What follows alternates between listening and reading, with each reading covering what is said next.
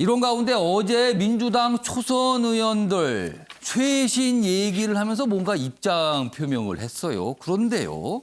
기사 보겠습니다. 민주당 초선 쇄신안 정답 안 적은 시험지다. 시험지를 냈는데 정답이 안 적혀 있다는 거예요. 이거 점수를 어떻게 매겨야 되나요? 이름이 이제 더 민초입니다. 민주당 초선 의원들의 이제 모임 이름입니다. 선거 패배 후 첫 대안.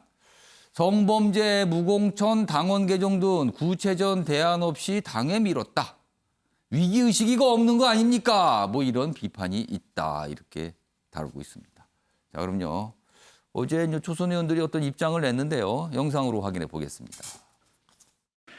민심은 언제나 옳습니다. 저희가 부족했습니다. 공정사회를 향한 열망을 담지 못했고 민생과 개혁과제를 유능하게 풀지 못했습니다. 국민과 피해자가 받아들일 수 있는 진정성 있는 사과를 요구한다.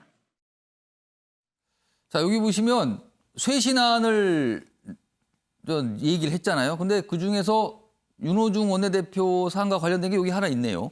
피해자의 진정성 있는 사과. 이 부분은 좀 어떻게 구체적일 수도 있어요. 이렇게 해야 된다. 뭔가 진정성 있는 거를 마련하라는 거죠. 그런데 언론의 평가는 답이 안 적혀 있다는 거예요. 시험지에. 그렇게 평가를 비유를 통해서 했는데 정답 안 적은 시험지라는 비유가 있습니다. 주영기 교수님. 네. 무엇을 놓쳤다고 보십니까?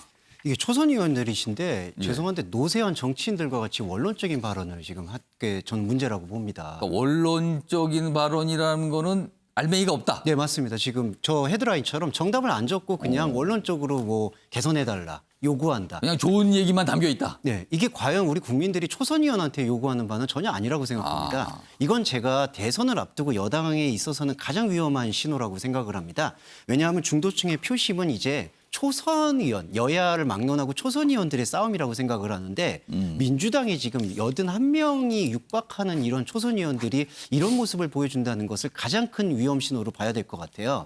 왜냐하면 사실 기대하지 않았지만 초선에게 기대했던 바는 4가지가 있었는데요. 조국 전 장관에 의한 공정성 훼손에 대한 반성, 부동산 문제.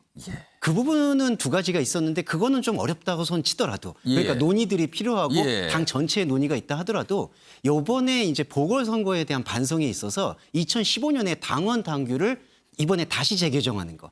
그러니까 이번에 개정이 돼가지고 후보가 나온 거죠. 후보가 나왔고 선거에 실패했기 때문에 그것을 재개정해야 된다는 거는 문재인 대통령의 이른바 후광을 얻어서 당선이 되셨다고도 볼 수 있는 민주당 초선 의원들이 하셔야 될 거라고 생각해요. 왜냐하면 문재인 대통령 2015년에 야당 대표 시절 때 이게 개정됐던 당원 당규였지 않습니까? 그 부분을 다시 재개정을 한다라는 요구를 하는 것이 어떻게 정확히 명시가 됐었어야 되는데 그것이 빠져있다라는 게 저는 원론적이라고 봤고요. 또 결정적으로 좀 생각해 보셔야 되는 게 그 피해자에 대한 진정성 있는 사과를 요구하는데요. 요구하지 마시고 초선 의원들끼리 모여서 별도로 그걸 발표하셨으면 어땠을까? 본인들이 직접 해도 된다. 맞습니다. 그러면은 2가지가 묶일 수가 있거든요. 당원 당규 재개정에 대한 문제와 피해자에 대해서 우리 초선 의원들이 대표해서 사과합니다. 이렇게 몰고 갔어야지 저는 생각하고요. 근데 왜 못한 거예요, 그럼? 지금 말씀하신 대로 왜 안 된 겁니까? 저는 아무래도 이 강성 문재인 지지자분들에 대한 의식이 아닌가.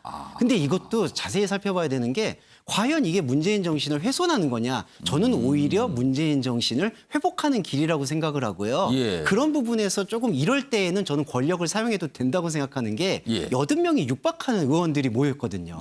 그런 분들이 단체로 이런 성명서를 만약에 냈다고 그랬을 때에는 이른바 강성으로 알려져 있는 문재인 지지자분들도 이런 부분에 대해서는 한 발 물러날 수 있다. 그런 전략을 지금 많이 놓치고 있다고 생각합니다.